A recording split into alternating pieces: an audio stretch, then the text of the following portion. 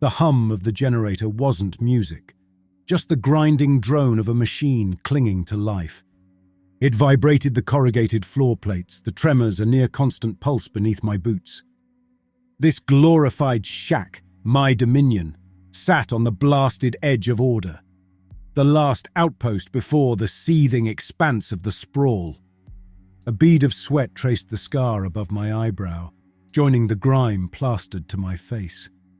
I swiped an oil-stained forearm across my brow, the gesture leaving a dark smudge. Beyond the mesh wire windows, figures milled and shifted like stirred ants, a relentless mob pressing against the barricade. I knew those faces. Sunken eyes, cracked lips, ribs straining against sallow skin. Once upon a time, they might have been from the zone. Laborers, lower caste techs. Now they were just hungry. "Come on, Sarge, just one, please. My kid, she ain't gonna make another cycle." The whine at the gate was Breck. Once foreman of a dockyard crew, now a walking skeleton pleading at the barrier like a whipped cur. "Ain't my problem, Breck. You know the rules. No papers, no passage. Boss man's orders." My barked reply lacked sympathy. A younger, stronger man pushed Breck aside. "Out of my way, old-timer. Sarge here understands business, don't he?" He tossed something small and metallic on the counter ledge. Not scrip. Never scrip in the sprawl. Too easy to counterfeit. This was a scavenged microchip, probably half-fried, but a damn sight better than starving. I weighed the chip in my hand, a habit as much as appraisal. Worth a couple of stale ration packs, maybe. Name and purpose? "Just call me Vic." "Purpose? Got strong arms, willing back. Anything to get my woman through the gate. She's with child." Vic let that last bit hang in the air. I raised a brow. "Got papers for her? Family claim?" He shook his head, calloused fingers clenching. "We got displaced. Camp raided by those damn scrappers." The scrappers, feral tech cannibals that haunted the wastes beyond the sprawl. I pocketed the chip. Another rule, don't ask where it came from. Best keep her hidden, if you get my meaning. Vic nodded, his relief more weary than jubilant. I gestured to the turnstile. It groaned as Vic pushed through, his hunched form vanishing into the zone's ordered chaos. That's the way things worked out here. Corrupt? Sure. Immoral? Maybe. Effective? Damn straight. Out here it was about survival. The zone thrived on its imported misery. Me? I thrived on its desperation. That's why they put men like me on the border, men who wouldn't hesitate. Men who could sleep soundly, knowing come dawn the howling mass would still be held at bay. At least for a while. Breck was still hovering beside the counter, a bony hand outstretched. "Come on, Sarge, throw an old dog a scrap, will you? Worked hard for the Corp, I did. 20 cycles on the line." "Worked yourself obsolete more like," I shot back. "Now clear off before you work yourself into a grave out there." Breck's hollow-eyed glare hardened, a flash of the defiance that must have fueled him this long. But he knew better than to push it. With a dejected slump of his shoulders, he shuffled away into the throng, a wraith fading back into the anonymous mass. The zone hummed along to its dissonant tune, the clank of loading exoskeletons, the whine of hauler drones, the clipped shouts of overseers, all of it overlaid by the restless murmur of the sprawl. My eye caught movement near the perimeter, a flash of ragged cloth amidst the crush. It was Vic, alone. "Where's your better half?" I called out suspiciously. He stalked towards the checkpoint, fury contorting his gaunt features. "The clinic bastards," he spat, "told me she was too far gone. Complications, they said, dumped her back here like a sack of scrap." The cords in his neck bulged, each word laced with the threat of violence. I held his gaze unyielding. "Look, I got you in under special circumstances. That's the best I could." "Best?" He hurled the word like an accusation. "Best is letting her bleed out on their doorstep?" The generator sputtered, then surged back to life, throwing harsh shadows across the checkpoint. My fingers tightened on the plasma cutter I kept holstered at my hip. "I got my own problems, Vic," I growled. The bosses are sweating about unrest. Rumors of a big push coming from the sprawl. Your woman's just won. Damn you! He jumped across the counter, fingernails grasping at my collar. My reflexes were faster. In one motion, I was on my feet, cutter buzzing to life, its searing arc inches from Vic's face. He froze, the stink of fear mixing with the stench of unwashed bodies. You'll answer for this. You'll answer for all of it. He backed away, then turned and disappeared back into the faceless horde. I lowered the cutter, the buzzing fading into the relentless thrum of the borderland. My grip was slick with sweat. Vic wasn't a real threat, not yet. Just another man turned savage by hunger and loss.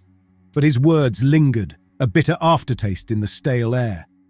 Out there, beyond the gates, a storm was brewing, and soon enough it would break upon us all. The usual bustle of the zone, the clanking and whirring of machinery, now felt muted, overlaid by a sense of restless anticipation. Out in the sprawl, I could see countless pinpricks of light clustered in the deepening gloom. Campfires burning brighter, more numerous. It wasn't a mob yet, but it was gathering. The comlink on my forearm buzzed. It was Kruger, my immediate superior, a fat toad of a man who'd never set foot outside the protected perimeter. "Report, Sarge. Dispatch says you got a situation out there." His voice crackled, betraying a nervousness he tried to mask with bluster. "Some minor unrest, sir. Nothing to worry over," I replied, keeping my voice steady. Kruger hated surprises, and he hated bad news even more. "Minor, you say?" Doubt slithered through the comlink. "Dispatch says those scavengers are gathering like flies on a corpse. Corporate don't like that one bit. Get yourself ready. Might be sending in reinforcements." I gritted my teeth. Reinforcements. That meant Greenhorn city boys kitted up for riot control, itching to prove themselves against a starving horde. A recipe for disaster. "Sir, with respect, the boys and I got this handled. Extra manpower will just rile them up more." Kruger snorted. "Handle it. You let that smuggler through this morning, didn't you? And his woman too, if the reports are true. Corporate will have your hide for softness." "Got reasons, sir. Sometimes it's best to—" My voice trailed off, realizing the futility of arguing. Kruger wouldn't get it. Men like him couldn't understand the delicate balance of the border. The bribes, the favors, the occasional calculated act of mercy. It's what kept the order precarious as it was. "You do your job, Sarge," Kruger barked. "I'll do mine. Expect those reinforcements before nightfall. And remember," his voice lowered, laced with a hint of menace, "corporate needs results, not excuses." The comm signal cut off, leaving a lingering buzz in my ear. Night descended, plunging the landscape into an inky void punctuated by the angry orange glow of sprawl fires. My men huddled close, plasma cutters charged. Kruger's words, that thinly veiled threat, burrowed into my thoughts. Results. They demanded results. And if I couldn't deliver, if the sprawl broke through, well... There were plenty of other hardened men hungry for a border post, men who might be less particular about who they let through the gates. Survival on the borderland was a game of ruthless calculus. A roar rumbled through the night, not the incoherent shouts of the mob, but a deeper, more primal sound. Movement rippled through the darkness of the sprawl, not the disjointed scramble of desperate individuals, but a coordinated surge. My gut clenched. This wasn't some chaotic hunger riot. This was organized. Then I saw them, rising from the squalor like ragged wraiths, the scrappers, skin sallow, bodies a twisted mesh of flesh and scavenged tech. Their eyes, where human eyes should have been, blazed with a feral light. It wasn't hunger driving these wretches, but a corrupted, machine-driven bloodlust. "Scum!" I spat, gripping the railing of the checkpoint. My men braced, their faces pale beneath the harsh floodlights. We'd faced scavengers before, desperate, skittish things. But this was something different. The scrappers charged, their howls cutting through the night air. Their bodies were patchworks, limbs replaced by crude mechanical augments, whirring blades and jury-rigged energy weapons. They hit the barrier like a polluted tide, their bodies piling up, scraping, reaching. My plasma cutter blazed, carving steaming arcs through the seething mass. The stench of scorched flesh filled the air, mingling with the oily smoke of their burning tech. Still, they came, relentless. "Hold the line!" I shouted. A scrapper, augmented with a pneumatic jack for an arm, heaved itself atop the barrier. The thing grinned down at me, its jagged teeth more metal than bone. My cutter swept upwards, severing its arm in a spray of sparks and ichor. The scrapper shrieked as it tumbled back onto its own kind, but more were clambering up, their inhuman eyes fixed on us. A blast shook the checkpoint, a crude grenade tossed from the mob. One of my men screamed, his leg a charred ruin. Panic flared in his eyes, and I knew he'd break soon, turn his cutter on himself, or worse, on us. "Steady!" I shouted, shouldering him aside. It was use him or lose him, and I couldn't afford to hesitate. "Cover fire! Hold 'em back!" The crackle of plasma bursts filled the air as my men rallied, blasting gaps in the scrapper horde. For a moment, we held them. And then came the sound that chilled me to the bone, the heavy, rhythmic thud of something truly monstrous approaching through the darkness. The thud turned into rhythmic pounding, shaking the checkpoint's flimsy foundations with each impact. A spotlight carved its way through the swirling dust, revealing a hulking monstrosity. It was a scrapper, but one warped and distended beyond measure, its limbs like gnarled pistons, its torso a hulking mass of exposed wires and hissing tanks. "Corptech!" I snarled the word, spitting it like venom. It couldn't be natural, this thing. Scrappers were twisted enough, but this was a whole other level of depravity. Someone with access to far more power and resources than any wasteland tech scavenger had created this abomination. "Sarge, reinforcements are inbound!" One of my men was on the comm, his voice buzzing with hope. Hope. That was a rare commodity out here. It was the thing that got you killed. I glanced towards the zone. Dull throbs of light marked the approach of the armored transports. Too slow. Whatever this scrapper was planning, it wouldn't wait. It lumbered closer, the earth groaning under its bulk.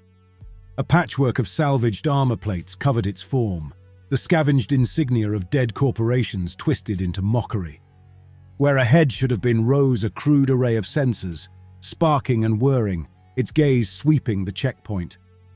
"Target those sensor rigs!" I bellowed. "Blind the damn thing!" My men unleashed a volley of plasma fire. The blasts scored the creature's armored hide, sending up sparks, but the sensors remained intact. It screeched, a mechanical wail that drowned out even the howls of the mob. Then, with ponderous, unstoppable force, it smashed against the barricade. The mesh barrier buckled and groaned, straining under the assault.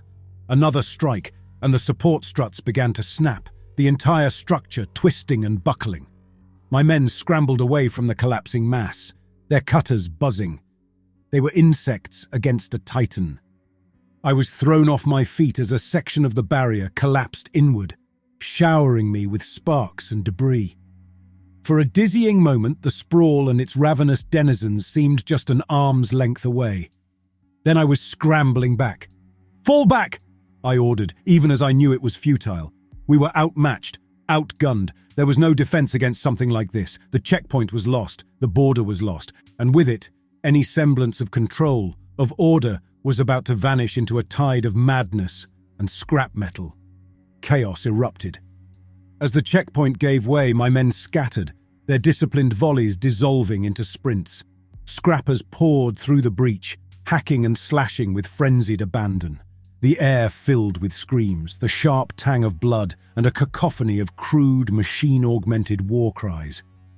I was a lone figure against the tide, my plasma cutter cutting a path through the darkness. A scrapper with a jury-rigged flamer lurched towards me, its oily flames painting the night in garish hues. I cut it down mid-spurt, but more surged forward, forcing me back, step by agonizing step. Then, the sound of engines sliced through the mayhem. The reinforcements had arrived. Armored transports screeched to a halt behind the checkpoint ruins, and helmeted troopers poured out, forming a hasty firing line. Their plasma rifles crackled, throwing the battlefield into a harsh strobe of light and shadow. The scrapper surge faltered. For a heartbeat, I clung to the notion of a comeback, a last-ditch stand. But hope was a treacherous flame, quick to gutter and die in the borderland's relentless bleakness.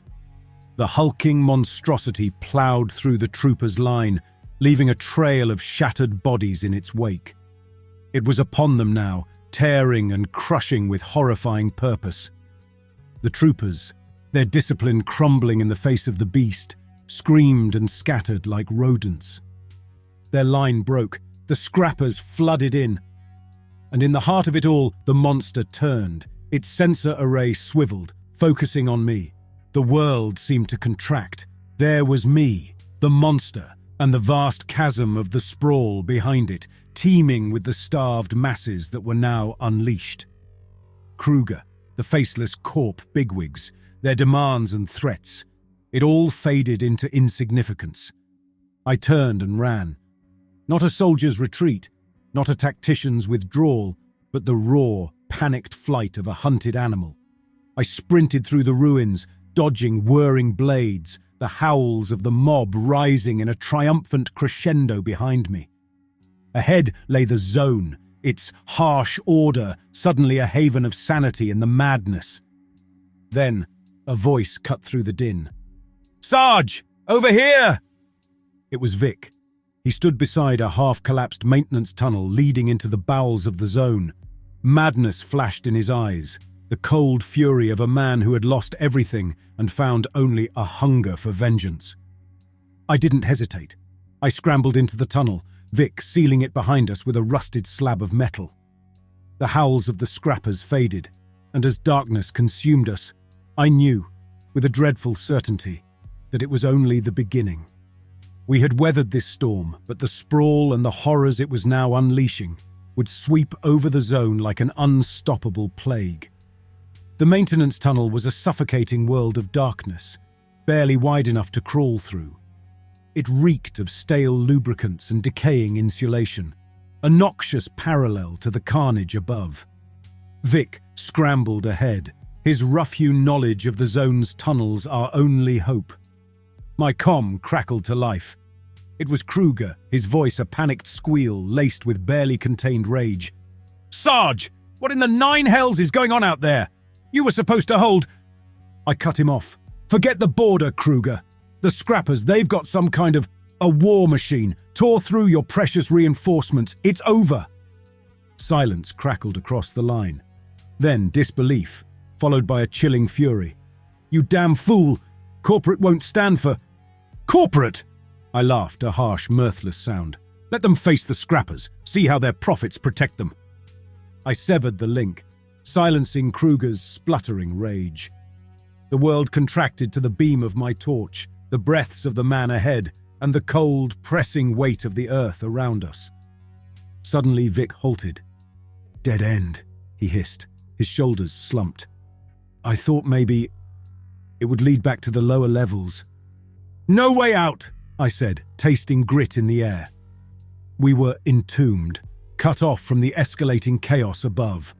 Then came a sound, a muffled boom, followed by tremors that shook the tunnel. Another, closer this time. Explosions. "Zone's shelling the sprawl," I said, realization dawning in a wave of sickness.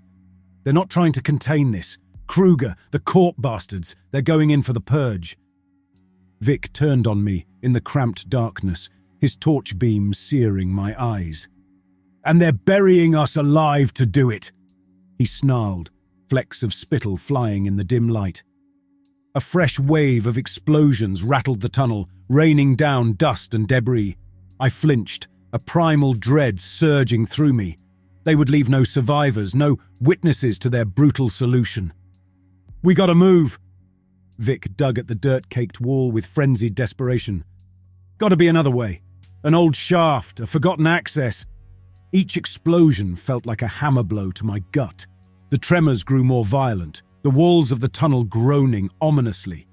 Dust choked the air, stinging our eyes and coating our skin in a gritty layer of fear. Vic was cursing in a jumbled stream of pleas. His rambling broke off abruptly, replaced by a terrified gasp. "What is it?" I asked, my voice hoarse, torch shaking. His light swept wildly across a section of the tunnel wall. There, gleaming weakly in the dimness, was a hairline fracture, a crack zigzagging across the aged concrete. With each tremor, the fissure widened, a spiderweb of surrender against the onslaught from above. "Sarge, the pressure!" Vic's voice was almost a whimper. "It's going to give." I pressed a trembling hand against the fractured wall. It was cold, unforgiving, a stark barrier between us and a fiery grave. For a moment, a surge of mad defiance kicked up inside me. Vic and we'd faced down the sprawl, cut deals, made harsh compromises, all in the name of survival. Was this how we'd end? Crushed by the faceless machinery? Just more collateral damage. "There's got to be another way," I growled the words more to myself than to Vic. Then, cutting through the rumble of explosions, a new sound reached us, a distant metallic groan. It came from below, a deep resonance that vibrated through the tunnel floor. Vic and I exchanged a bewildered glance. "The foundations," Vic whispered, his eyes wide. "The bombings are shaking the whole damn complex loose." The groan intensified, joined by a splintering shriek as something vast began to shift beneath our feet. Not a way out, I realized with clarity. It was a way further down. The tunnel floor buckled, throwing us off our feet. The fissure in the wall burst open, spraying us with dirt and debris. Below, a terrifying chasm was opening up, a yawning pit leading into deeper darkness. The zone was coming apart, its foundations failing under the strain of its own brutal solution. "We jump, or we get crushed!" I yelled over the chaos. The fall was a mess of darkness and chaos. My stomach lurched as the tunnel floor vanished above, replaced by a dizzying whirl of crumbling concrete, sparking wires and disintegrating machinery. We plummeted, two insignificant figures swallowed by the collapsing heart of the zone. The impact was a brutal shock, jarring every bone in my body. I landed hard, my torch flying from my grasp. Pain exploded in my leg, a white-hot lance cutting through the darkness. Vic lay nearby, groaning, his form a disjointed heap in the gloom. "You alive?" I asked. The din of the collapsing structure was fading, leaving only silence. "Think so." Vic's voice was thick with pain. In a scramble, he retrieved his torch, casting a pale beam around us.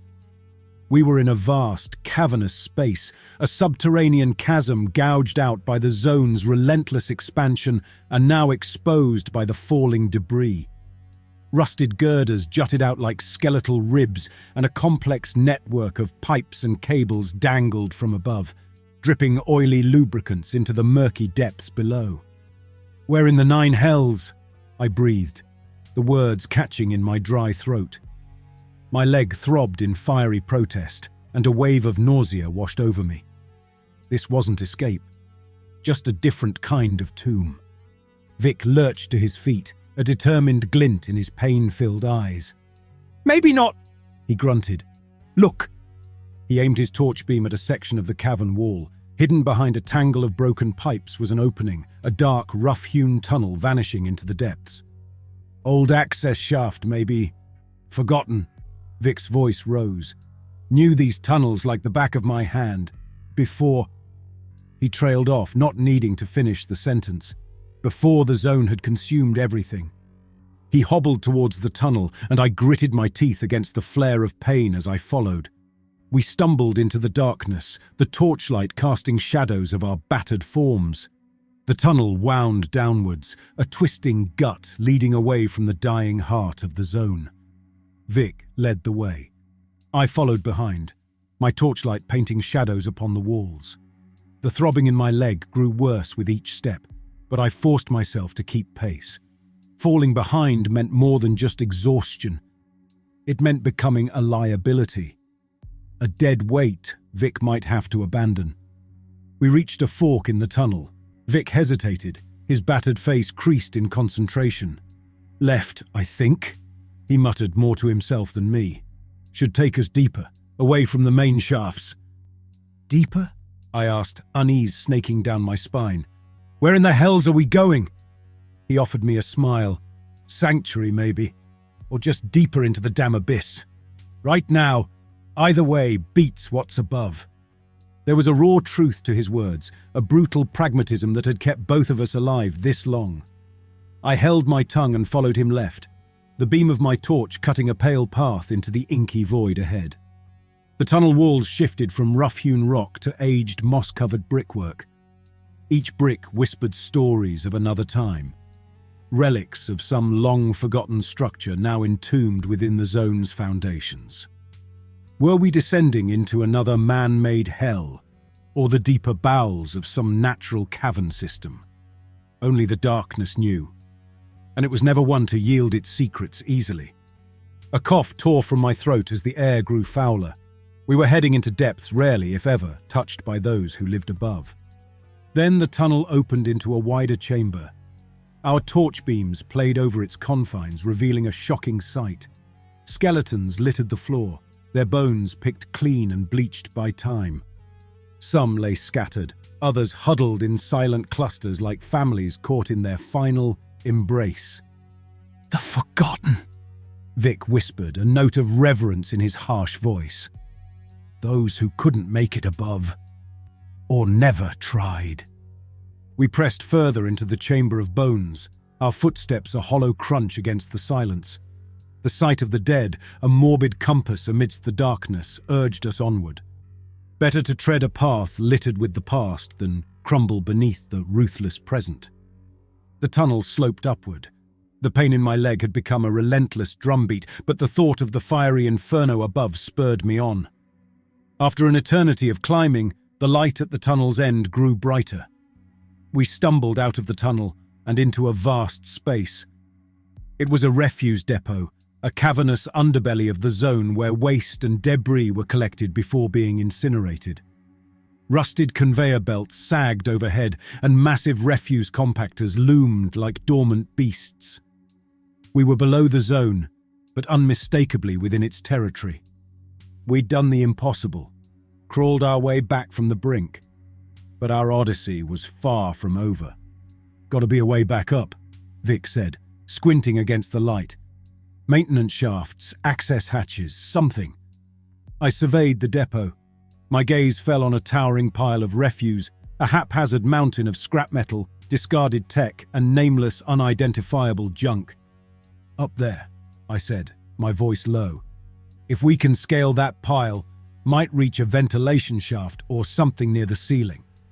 Vic hesitated, a flash of doubt in his eyes. "Yet." He nodded once. We began the arduous climb. The refuse shifted and creaked under our weight, threatening to send us tumbling back down at any moment. Each upward pull sent fiery agony through my injured leg, a constant agonizing reminder of our narrow escape. Halfway up, Vic slipped, his cry shattering the cavernous silence. He managed to grab onto a protruding pipe, his body dangling precariously above the hard floor below. I scrambled towards him, my own precarious foothold momentarily forgotten. "Hang on!" I barked, extending a hand. With a final grunt of exertion, I heaved him back onto the shifting mound. We reached the summit, bruised and breathless, and were rewarded with the sight of a rusted maintenance hatch set high in the depot wall. It wasn't freedom, but it was a step closer. We wrestled the old hatch open, revealing a narrow, soot-blackened shaft disappearing upwards. We ascended, the darkness of the shaft a comforting cloak after the grim expanse of the depot. Finally, our hands found a ladder. We emerged from the shaft into the harsh glow of dawn. Smoke filled the air, a shroud that stung the eyes and clung to our throats. The familiar cityscape was a wasteland. Charred ruins marked where buildings had stood, and heaps of rubble choked the streets. The once orderly hum of the zone had been replaced by devastation. Distant screams, the crackling of unchecked fires, and a low, pervasive moan of despair wrenched from the city's broken heart. "By the nine hells," Vic breathed, the desolation mirroring his own battered reflection. I said nothing. The place I'd spent a lifetime upholding, the fragile order I'd enforced, was ash at my feet. A shadow shifted amidst the ruins, jerking our heads around. A lone figure, hunched and skittish, emerged from behind a toppled hab block. It was Breck, skeletal, eyes wild but unmistakably alive. "Sarge!" he croaked, stumbling towards us. "You made it! By the corp, you made it!" The relief in his rheumy eyes sparked a bitter surge of irony within me.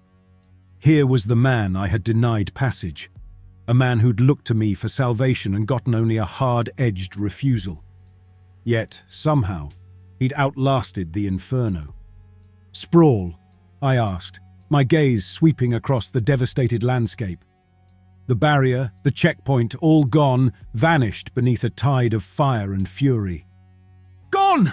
All gone!" Breck gasped. "The scrappers! They came like a plague, then the shelling. Corp went mad, rained fire down on everything. Said it was purging." He coughed, hacking up a glob of soot-streaked phlegm. "I hid in the sewers. Thought it was the end for sure." "And Kruger?" Vic leaned in, an edge of vengeful hunger in his voice. Breck spat onto the ash-laden ground. "Ain't seen him. Corp bigwigs like that, they got bunkers, escape pods. Wouldn't surprise me if they left us all to rot." A twisted sense of vindication washed over me. Kruger, the zone's enforcer, the untouchable voice behind the comm, he too was just a man now, facing the same brutal chaos and uncertainty as those he had commanded. Vic, Breck and I stood amidst the ruins, not as enforcer and supplicants, but as equals bound by the raw, brutal reality of our shared survival. The power vacuum left by Kruger's disappearance, by the corpse purge, created tension, a void yearning to be filled. "So," Vic said, breaking the ash-laden silence. "What now, Sarge? You always had a plan." His words were less a question, more an acknowledgement. I surveyed the devastated zone, once a symbol of control, now a canvas for brutal possibility. "Plans are for fools and core," I said, the irony a bitter aftertaste. "This ain't about rebuilding, Vic. This is about taking." Breck blinked his rheumy eyes, slow realization dawning. Take what?" I turned, fixing my gaze on the heart of the zone, where its towers still gleamed amidst the smoke and ruin. "Everything," I said, my voice a low, determined snarl. "The supplies, the tech, the manpower. Whatever's left of this damn place, we claim it, not to enforce rules, but to build our own strength." Vic grinned, a predatory flash of teeth. "Always figured you had it in you, Sarge. A damn warlord in the making." "No warlords," I countered sharply. "We're scavengers, survivors. We take, we hold, we make do. And from there..." I let the thought hang, a seed of defiance planted in the scorched earth.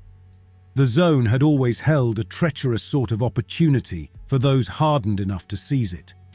With the old order shattered, those opportunities had multiplied.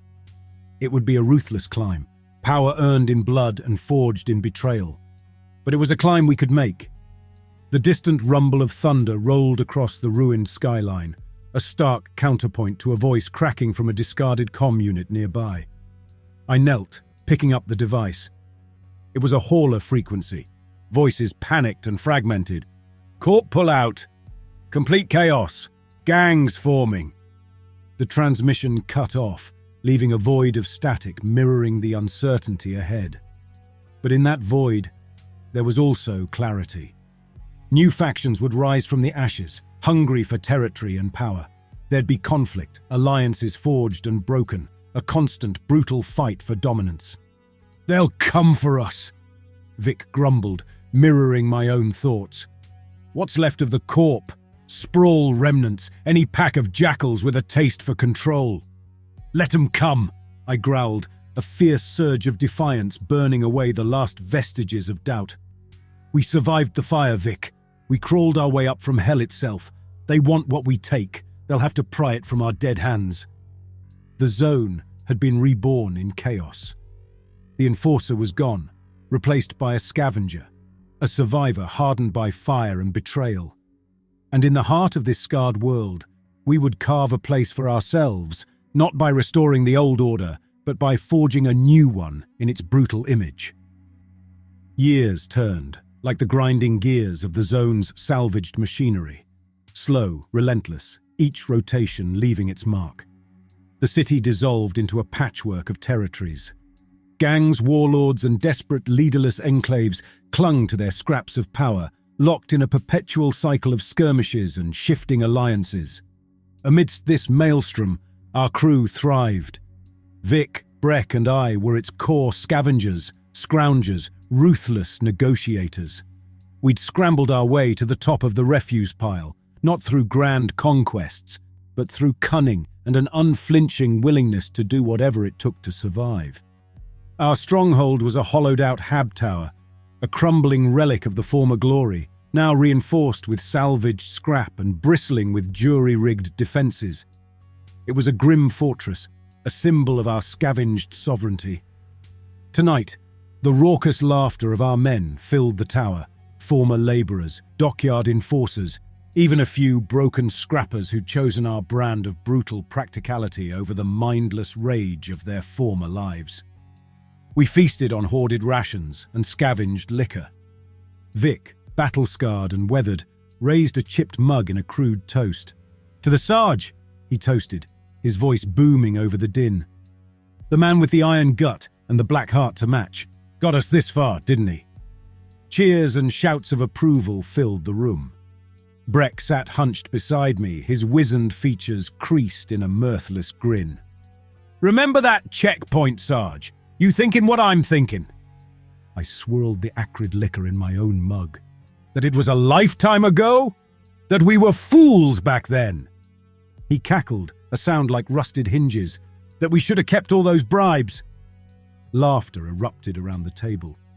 It was a bitter joke, a shared acknowledgement of how far we'd fallen, or how high we'd climbed. The enforcer and the beggar, now comrades in a brotherhood forged in the fallen zone. Later the revelry died down, and men sought oblivion in stolen sleep. I stood on the rampart, the sprawl of the ruined city below a sprawling canvas of firelight and shadow. The corp was long gone, its power eclipsed by countless petty warlords staking their fleeting claims.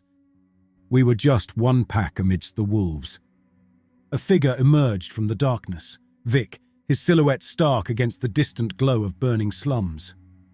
"Can't sleep," he grunted, leaning against the railing beside me. "Too old for it," I said, the truth laced with weary resignation. Too many nights spent on the edge, too many deals sealed in blood. We stood in silence, the night wind carrying the distant clamour of the ceaseless city, cries of pain, shouts of triumph, all swallowed by the vast, hungry darkness. "Think we made the right call, Sarge?" Vic's voice was uncharacteristically subdued. I followed his gaze to the horizon where the faintest hint of dawn tinged the smog-choked sky. "Wasn't about right or wrong, Vic," I said. "It was about living another damn day." And in the broken heart of the zone, that had become its own grim, enduring form of victory.